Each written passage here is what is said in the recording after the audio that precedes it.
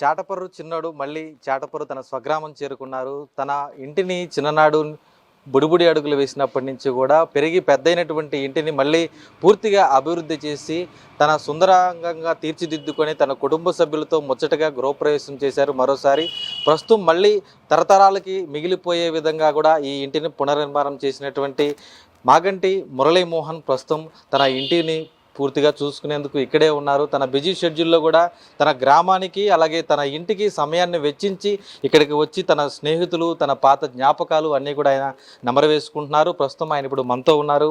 మరి చిన్ననాటి జ్ఞాపకాల గురించి కానీ తన ఇంటి స్మృతుల గురించి కానీ ఆయన ఏం చెప్తారో ఆయన్ని కూడా అడిగి తెలుసుకుందాం. సార్, మళ్ళీ మీ స్వగ్రామం చేరుకున్నారు, ఎలా ఉంది సార్? ఇప్పుడు మళ్ళీ పూర్తి కొత్త ఇంటిని చూసినట్టు ఉందా? పాత జ్ఞాపకాలు ఎలా? అంటే ఆ రోజుల్లో మేము ఇక్కడే ఉన్నాం కూడా ఆ రోజుకి మా కొత్త ఇల్లాగానే అనిపించేది.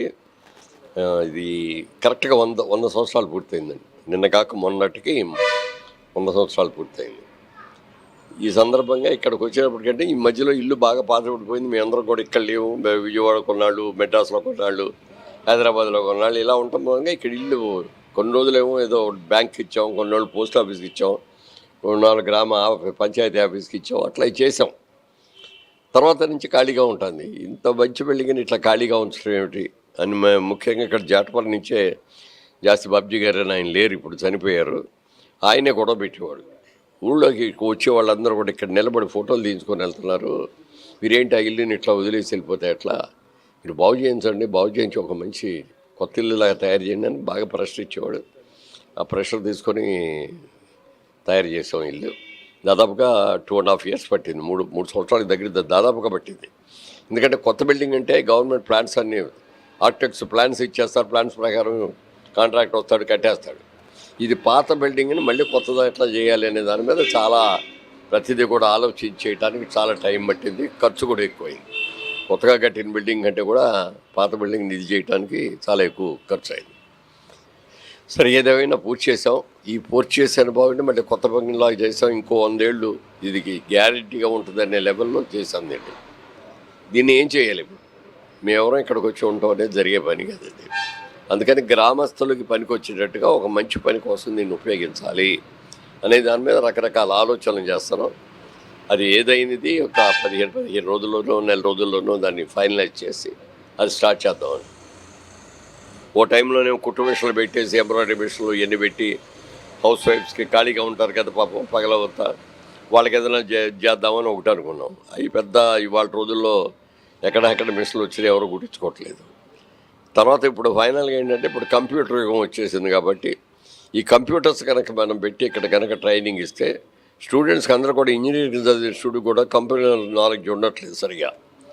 అది ఉండాలి అంటే ఇక్కడ మనం ట్రైనింగ్ పెట్టి కొంచెం మంచి ట్రైనర్స్ని పెట్టి వాళ్ళకి చేయించితే ఎక్కడైనా ఇంటర్వ్యూకి వెళ్తే కూడా వెంటనే ఈజీగా బ్రహ్మాండంగా చేసుకోవడానికి, వాళ్ళు ఉద్యోగం రావడానికి, ఉద్యోగం వచ్చిన తర్వాత బాగా ముందుకెళ్ళడానికి కూడా చాలా ఉపయోగాలు ఉంటాయి. స్పెషల్ కోర్సులు కూడా వస్తున్నాయి కాబట్టి అవి పెడదామని ఒక ఆలోచన.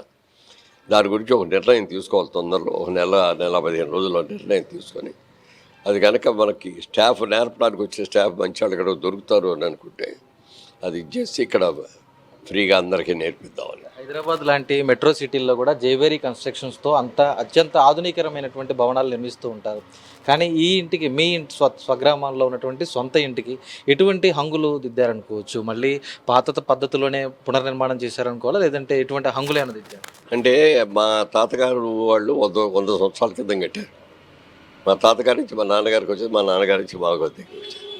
ఇవాళ రోజు దీన్ని మోడర్న్ బిల్డింగ్గా కట్టేసేస్తే దానికి వాల్యూ ఉండదు. బట్ 100 సంవత్సరాల చరిత్ర ఉన్న ఒక బిల్డింగ్ని దాన్ని మళ్ళీ దాన్ని బాగా మోడర్నైజ్ చేసి చూపించాలి తప్ప మళ్ళీ కొత్త బిల్డింగ్ కొత్త ఆర్కిటెక్చర్ అయితే ఉంది. ఇన్ని బిల్డింగ్ లేవు, దాంట్లో ఇది ఒకటి ఉంది. అలా కాకుండా 100 రోజులు, ఆ రోజుల్లో ఇది చాలా అడ్వాన్స్డ్ ప్లాన్ ఇది.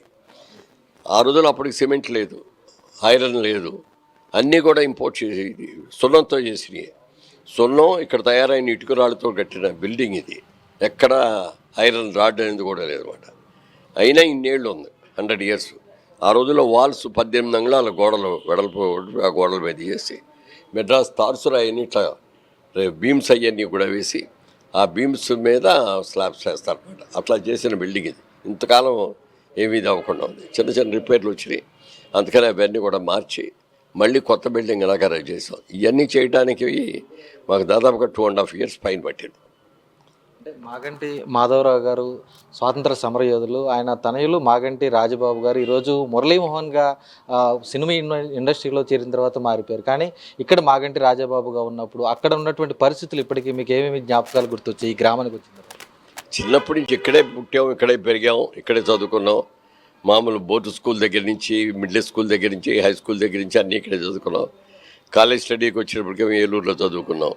తర్వాత వ్యాపార నిమిత్తంగా విజయవాడ వెళ్ళాం. అక్కడి నుంచి మళ్ళీ సినిమా ఆర్టిస్టులు పోయి మెడ్రాస్ వెళ్ళాం. తర్వాత హైదరాబాద్ వెళ్ళాం, బిల్డర్స్ పోయాం. ఇవన్నీ ఏది చేసినా మన ఊరిని మనం మర్చిపోకూడదు కదా. తర్వాత మన తాతగారు ఆ రోజున 100 సంవత్సరాల క్రితం కట్టిన ఈ ఇల్లుని మళ్ళీ దీన్ని పడగొట్టకుండా ఎలా చేయొచ్చు అనే దాని మీద మా స్ట్రక్చర్ ఇంజనీర్లు అందరూ వచ్చి చూసిన తర్వాత వాళ్ళు అన్ని బిల్డింగ్ స్ట్రాంగ్గా ఉందండి, బాగుంది. కాకపోతే ఆ రోజు సున్నంతో కట్టింది కాబట్టి మొత్తం పైన అంతా సున్నం అంతా చిప్ చేసేయండి, చేసి మళ్ళీ అంతా కింద నుంచి పైదాకా అన్ని ప్లాస్టింగ్, సిమెంట్ ప్లాస్టింగ్ చేసి అది చేయండి. మోడర్నైజ్ చేస్తాం కదా. ఇక ఆ రోజుల్లో నాపరాళ్ళు వేసి కట్టారు. ఇవాళ గ్రానైట్ కానీ మార్బుల్స్ కానీ ఇవన్నీ వేసి కట్టారు. కానీ ఆ రోజుల్లో బాత్రూమ్స్ ఇంట్లో ఉండే కాదు, ఊరు పక్కన ఎక్కడ పెట్టేవారు అటాచ్డ్ బాత్రూమ్లు. కానీ ఇవన్నీ కూడా చేస్తూ ఆర్కిటెక్చర్ని, ఓల్డ్ ఆర్కిటెక్చర్ని ఎక్కడ మిస్ అవ్వకుండా మళ్ళీ అదే బిల్డింగు మళ్ళీ కొత్తగా వచ్చింది అనేటట్టుగా చేయాలనే ఆలోచనతో చేసాం. అందుకే చాలా టైం పట్టింది. వారానికి ఒకసారో 10 రోజులకు ఒకసారో నేను హైదరాబాద్ నుంచి ఇక్కడికి వచ్చి వాళ్ళు ఏం జరిగింది ఈ 10 రోజులు ఆయన పని చూసుకొని అందులో మార్పులు చేర్పులు ఏమైనా ఉంటే అవి చెప్పి, బాగోపోతే మళ్ళీ పగలగొట్టించి మళ్ళీ చేయించి, అలా చేయటం మూలంగా ఖర్చు ఎక్కువైంది, టైము ఎక్కువ పట్టింది. ఏదేమైనా ఇవాళ ఆ ఓల్డ్ బిల్డింగ్ అనే దాన్ని ఏమీ తేడా లేకుండా మళ్ళీ ఒక కొత్త బిల్డింగ్ లాగా చేసాం. దాదాపు 350 చిత్రాల్లో నటించిన మీరు చాటపుర్రు చిన్నోడు చిత్రంతో చాటపుర్రు పేరును కూడా ప్రపంచానికి పరిచయం చేశారు. మీతో పాటు అనేక మంది ఉన్నప్పటికీ కూడా సినీ ఇండస్ట్రీ ద్వారా చాటపుర్రు చిన్నోడుగా ఎంతోమందికి పరిచయం అయింది. మరి ఈ గ్రామానికి మీ తర్వాత తరాల వాళ్ళతో అనుబంధం కొనసాగే విధంగా ఎలాంటి అడుగులు వేయబోతున్నారు? అందుకని దానికోసమని మనం బాగున్నాం కదా, మనకి అక్కడ ఉన్నాం కదా, మనకి ఎందుకు హైదరాబాద్లో ఇంకా పెద్ద ఇల్లు కట్టుకుందాం అనే దానికంటే కూడా మన గ్రామాన్ని మర్చిపోవద్దు. మన గ్రామంలో ఉన్న వాళ్ళకి, ఇక్కడ కొత్తగా చదువుకునే కుర్రాళ్ళకి కానీ, లేకపోతే హౌస్ వైఫ్స్, వాళ్ళ ఇన్ఫర్మేషన్ టెక్నాలజీ గురించి వాళ్ళకి ఏం తెలియదు, కంప్యూటర్స్ గురించి వాళ్ళు ఏం తెలియదు. రాబోయే రోజుల్లో ఇది తెలుసుకోకపోతే పుట్టిన పిల్లలకి వాళ్ళకి ఏం చెప్పాలో, ఎలా చెప్పాలో కూడా వీళ్ళకి తెలియదు. అందుకని వీళ్ళకి కూడా కొంత నాలెడ్జ్ కనుక ఇస్తే బాగుంటుంది అనే ఉద్దేశంతో ఈ గ్రామంలో ఉండే వాళ్ళకి, ఈ గ్రామంలో చదువుకునే చిన్నపిల్లలకి, పెద్ద పిల్లలకి ఇంజనీరింగ్ చదువుతున్నారు, కంప్యూటర్ నాలెడ్జ్ ఉండట్లేదు. ఉద్యోగానికి వెళ్తే ఇంటర్వ్యూలు ఇస్తే ఇంటర్వ్యూలో మాట్లాడలేకపోతున్నారు, ఉద్యోగం వస్తే ఉద్యోగం చేయలేకపోతున్నారు. అలా కాకుండా కొంత నాలెడ్జ్ మనం కనుక ఇక్కడ ఉండి వాళ్ళకు ట్రైనింగ్ ఇచ్చి పంపించామనుకోండి, మామూలుగా ఏలూరులో, విజయవాడలో, హైదరాబాద్లో ట్రైనింగ్ అవ్వాలంటే చాలా ఖర్చుతో కూడుకుంది.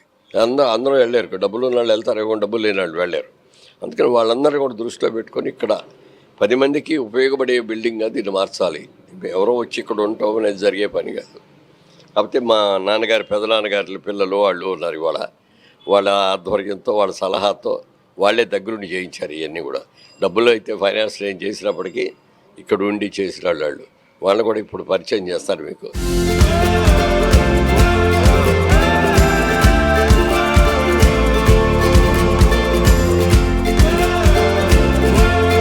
ఉషా పిక్చర్స్ బాలకృష్ణ గారు ఓ పెద్ద డిస్ట్రిబ్యూటరు.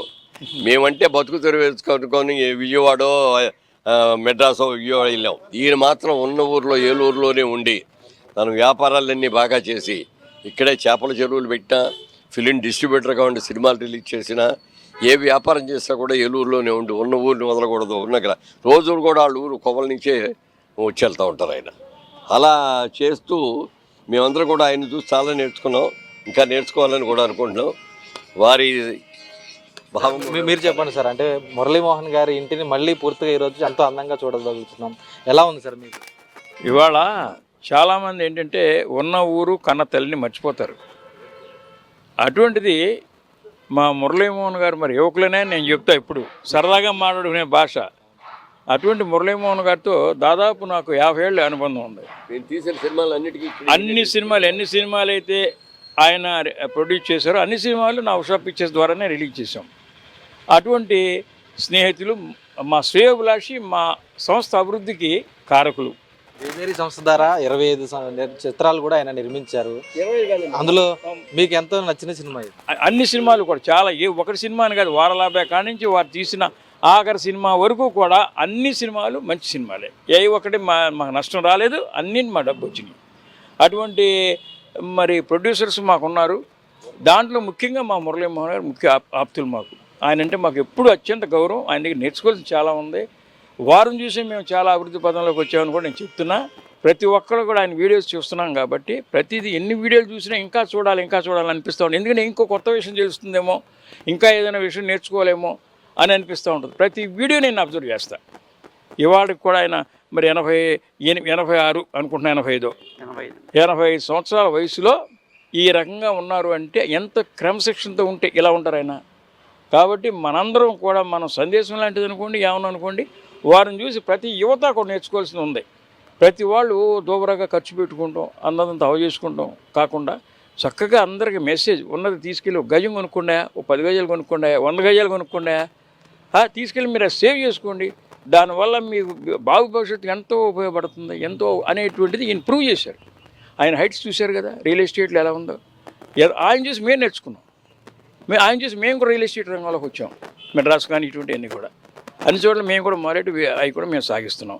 అంత వారుబాటులోనే మా ఉషాబాల దీనికి కూడా మాకు అన్ని రకాలుగాను కూడా మాకు స్లోగన్ ఇచ్చారు. మీ సొమ్ముకు భద్రత, సకాలం సాయం అని మూడు పెట్టి అక్కడ ఇది పెట్టండి బాలకృష్ణ గారు అన్నారు. అదే ఇవాళకి రన్ అవుతుంది. దట్ ఈస్ ది మురళీమోహన్ గారు. ఏం చెప్పాలి ఇంక మురళీమోహన్ గారు ఈ ఊళ్ళో ఇంత భవనానికి ఇంత డబ్బు ఖర్చు పెట్టి ఉన్న ఊరిని, ఉన్న కన్న తల్లిదండ్రుల్ని, ఉన్న గ్రామాల్లో ఉన్నటువంటి భవనాన్ని మర్చిపోకుండా, ఇంటిని మర్చిపోకుండా 100 ఏళ్ళు 150 ఏళ్ళు 100 ఏళ్ళు పైన ఉన్న ఇల్లు అనుకుంటా ఇది. దీన్ని మరి పునర్నిర్మాణం చేసి ఇంత అందమైన శోభాయమానంగా తీర్చిది పేద పిల్లలకి కంప్యూటర్ సెంటర్గా పెట్టి ఇలా ఇంకా వేరే రకమైనటువంటి సహాయ సహకారాలు అందిస్తూ వారు మరి ఆలోచన విధానాన్ని మనం మెచ్చుకోవాల్సిందే. ప్రతి యువతరం నేర్చుకోవాల్సిందే ఇవాళ. అంచేత ఇంకా వారి గురించి ఎన్నైనా చెప్పొచ్చు, చాలా పొట్టలు చెప్పొచ్చు, ఇంకా చెప్తా. అది ఇంటి పునర్నిర్మాణం కోసం మేము ఎవరెవరు తోడ్పాటు అందించారు? ఇప్పుడు మా నాన్నగారి అన్నదమ్ములు 5, మా తాతగారికి 4 కొడుకులు. 4 కొడుకులో ఒక కొడుకు ఇందాక శ్రీనాథ్ గారు అని ఆయన వాళ్ళ నాన్నగారు దత్తతకి వెళ్ళిపోయారు. ఆయన కాలారు వాళ్ళు అయ్యారు. అయినా ఆయన ఇక్కడే ఈ ఊర్లోనే ఉంటాడు. ఆయన కూడా ఇందులో ఉన్నాడు. ఈయన ఒక పెదనాన్నగారి మనవడువే కదా, పెదనాన్నగారు మనవడు. ఆయన కూడా ఇక్కడ దీంట్లోనే భాగస్తుడు. ఆయన కూడా ఇప్పుడు వేరే ఇల్లు కొనుక్కొని అక్కడ ఉంటున్నారు. ఈ పునర్నిర్మాణంలో ఈయన కూడా ఎప్పుడు ఆయన కూడా ఇంజనీరు. ఆయన సలహాలు తీసుకున్నాం, ఆయన మరి సహకారం తీసుకున్నాం. ఆయన కూడా దగ్గరుండి ఇవన్నీ కూడా చేయించాడు కృష్ణమోహన్ గారు. కృష్ణమోహన్ గారు ఈ ఇంటికి పునర్నిర్మాణానికి ఏ విధమైన బాధ్యతలు నిర్వర్తించారు? మీరు ఎంతకాలం పట్టింది? ఏమండి, ఈ ఇల్లు అండి మా నాన్నగారు వాళ్ళ తాతగారు కట్టారు. కాకపోతే దాని తర్వాత ఒక మనవాడు కూడా ఎవరు లేకుండా అయిపోయింది. దీన్ని ఏం చేయాలి, మా శక్తికి సరిపోదు. మేమేం చేయాలన్నా కూడా, దీన్ని ఏం చేయాలన్నా కూడా మా వల్ల కాదు. కానీ మా పెదనాన్నగారు ఆయన పూనుకొని దాన్ని చేయటం వలన ఆయనకే వృధాభక్తిగా మేము సహాయం చేసామే తప్ప దాన్ని మా తర్వాత తరం వరకు కాపాడుకోగలుగుతాం. ఏంటంటే మాది అని ఒక ఆప్యాయతతోటి. అంతేగాని దీన్ని అల్టిమేట్గా ఆయన చేసిన దాన్ని మేము ముందుకు వెళ్ళాలని అనుకుంటున్నాము. అంతేగాని మాకేమీ లేదు. అల్టిమేట్లీ ఈ బిల్డింగ్ నిలబడాలి. దీన్ని పెద్దలు ఆయన ఎలా మార్గనిర్దేశం చేస్తే ఆ విధంగా ఆయన ఊహించినట్టుగానే ఆయనకి ఆయన ఆలోచనలకి మేము సహాయపడగలం. కానీ మేమేమి దాంట్లో సొంతంగా ఆలోచించేంత శక్తి లేదు, అంత సామర్థ్యత మాకు లేదు. ఆయనకి ఉడతాభక్తిగా మేము హెల్ప్ చేసేవాళ్ళమే. ఆయన ఆదేశిస్తే మేము చేయగలుగుతాం. సార్, ఇంటి నిర్మాణం సంబంధించి పూర్తి బాధ్యతలు మీరు అందరూ కూడా తీసుకున్నారు. ఆయన మురళీమోహన్ గారు ఇక్కడ ఉన్నా అక్కడ లేకపోయినా కూడా బాధ్యతలు తీసుకున్నారు. ఏ విధంగా జరిగింది నిర్మాణం? పాత కట్టడాలు ఏవి డిస్టర్బ్ చేయకుండా మొత్తం దాన్ని రెన్యువేషన్ చేసి ఆయనకి నచ్చిన విధంగా మొత్తం అన్నీ చేయించారు. ఎంత ఖర్చు అయినా వెనగాడకుండా చేయించారు. ఈ ఇప్పుడు చాలా మంది కాస్ట్లీ భవంతులు డూప్లెక్స్ భవనాలు కడుతూ ఉన్నారు. ఆ ఇళ్ళకి ఈ భవనంతికి ఏ విధమైనటువంటి డిఫరెన్స్ ఉందండి? ఈ స్ట్రక్చర్ ఈ డిజైన్స్ ఇప్పుడు లేవు.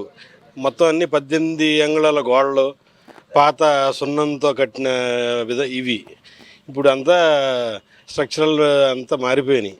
కానీ దీన్ని ఏమి డిస్టర్బ్ చేయకుండా చాలా పాత భవనాన్ని ఇది ఏం చేయకుండా మొత్తం అంతా రెన్యువేషన్ చేసి ఇప్పుడు చాలా బాగా చేయించారు. మురళీమోహన్ గారికి మీకు ఉన్నటువంటి అనుబంధం ఏ విధంగా?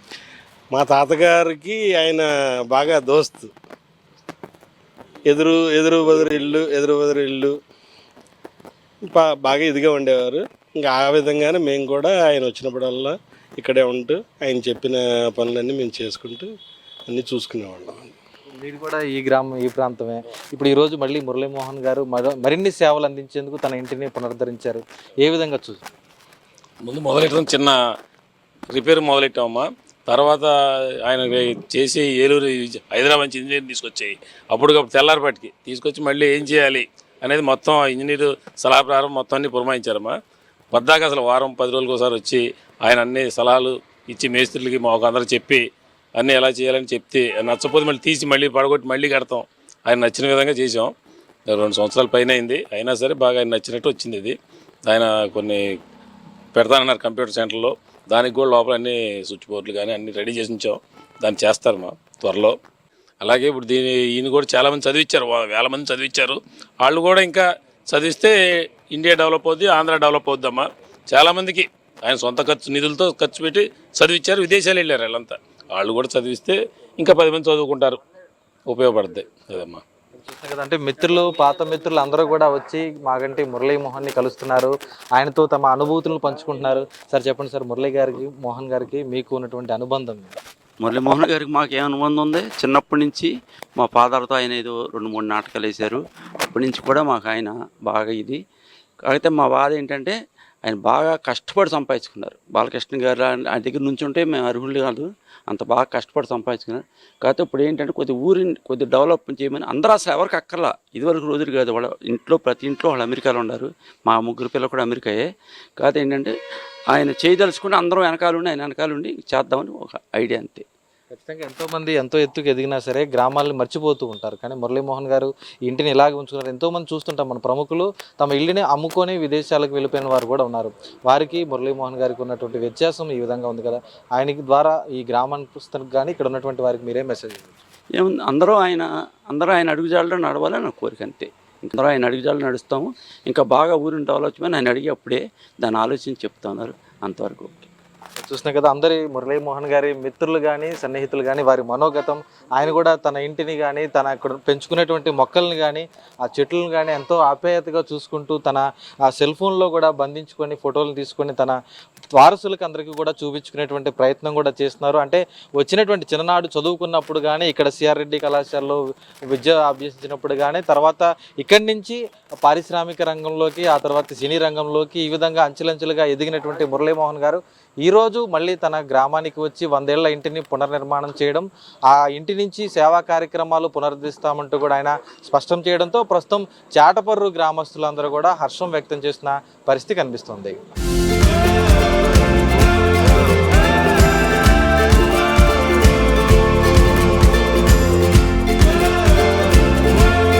పిల్లలు మీ కుటుంబ సభ్యులు కూడా మీ సొంత గ్రామంతో తర్వాత అనుబంధం పెనవేసుకునే విధంగా మీరు వారిని కూడా ఇక్కడ అలవాటు చేయడం ఏమైనా జరిగిందా? వారు ఇక్కడ ఉన్నటువంటి చాటపర్రు గ్రామంపై మక్కువ ఏమైనా పెంచుకుంటున్నారు? అది చేయలేకపోయాం ఇప్పుడు దాకా. ఎందుకంటే మా అబ్బాయి కూడా అప్పుడప్పుడు వచ్చేవాడు. 1-2 సార్లు కన్స్ట్రక్షన్ తనకున్న అనుభవంతో కొన్ని వచ్చి మళ్ళీ సలహాలు చెప్పడం చేయటం జరిగింది. మా గ్రాండ్ డాటర్ అయితే మొదటి నుంచి చెప్తా ఉండేది, తాతగారు మీదే ఊరు అంటే మాది చాటపురం అని చెప్పి వచ్చాను, కానీ ఇంతవరకు ఒక్కసారి కూడా నన్ను చాటపురం తీసుకెళ్ళలేదు మీరు. ఇంకెవరన్నా కనుక ఈ ఇయర్ ఎండింగ్ లోపల మీరు తీసుకెళ్ళకపోతే మీదే ఊరు అంటే హైదరాబాద్ అనే చెప్తాను, ఇక్కడే పుట్టాను ఇక్కడే పెరిగాను నేను హైదరాబాద్ అని చెప్తాను అని. అది అల్టిమేటం ఇచ్చింది. సరే వెంటనే వర్క్ మొదలుపెట్టాం. 2.5 years పట్టింది, చేసాం.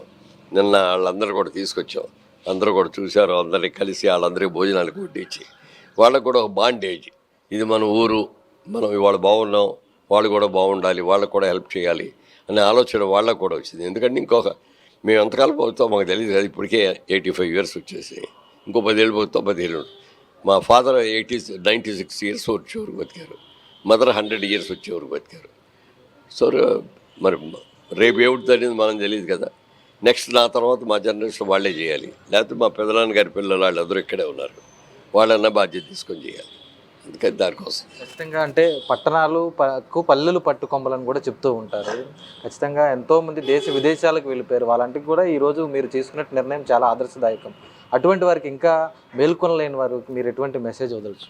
అదే ఇప్పుడు ఇదిగో మనం చేసి చూపించి ఇదిగో చేసాం, ఇట్లా మీడియా ద్వారా 10 మందికి తెలిసిద్ది, వాళ్ళందరూ చూస్తారు, అయ్యో మన ఊరికి మనం కూడా చేస్తే బాగుంటుంది కదా, మురళీమోహన్ గారు చేసినట్టుగా మనం కూడా ఎందుకు చేయకూడదు అనే ఆలోచన రావడానికి అవకాశం ఉంటుంది.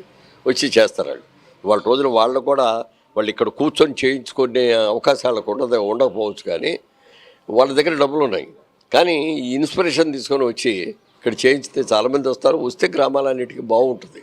గ్రామాలను అభివృద్ధి చేయాలి కదా, గ్రామాలను అభివృద్ధి చేస్తేనే సిటీస్ అన్నీ అభివృద్ధి చేస్తాయి. మీరు రాజకీయాలకు కూడా వచ్చారు, రాజమండ్రి నుంచి ఎంపీ కూడా చేశారు. ఇంకా రాజకీయాల్లో నేటి తరం యువత ఎంతోమంది ముందుకు రాలేకపోతున్నారు. రాజకీయాలు అంటేనే భయపడుతున్నటువంటి పరిస్థితులు కూడా కొన్ని చోట్ల కనిపిస్తున్నాయి. అలాంటి వారికి, నేటి తరం యువతకు మీరు ఎటువంటి సందేశం ఉంది? రాజకీయాలు ఇవాళ రోజుల్లో పాత రోజుల్లో వాళ్ళ ఆస్తుల్ని వాళ్ళ ప్రాణాలను కూడా త్యాగం చేసిన మహనీయులు ఎంతో మంది పట్టబట్టి మనం బ్రిటిష్ సామ్రాజ్యం నుంచి స్వతంత్ర భారతదేశాన్ని మనం నిర్మించుకోగలిగాం.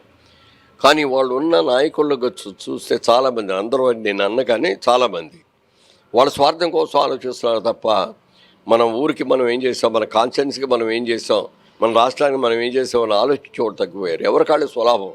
ఎలా తెల్లారిపాటికి మనం వాళ్ళ ఎమ్మెల్యే అయ్యాం, ఒక ఎంపీ అయ్యాం, లేకపోతే ఒక మినిస్టర్ అయ్యాం, ఎంత డబ్బులు సంపాదించాలి, ఎలక్షన్లో ఇంత ఖర్చు పెట్టాం, దీనికి 10 రెట్లు ఎలా సంపాదించాలి అనే వాళ్ళే ఆలోచనలు ఎక్కువై.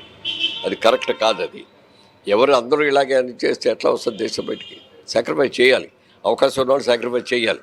అందుకని వాళ్ళు కూడా ఇన్స్పైర్ అవ్వాలనే ఉద్దేశంతో వాళ్ళకు కూడా నేను చెప్తున్నది అదే.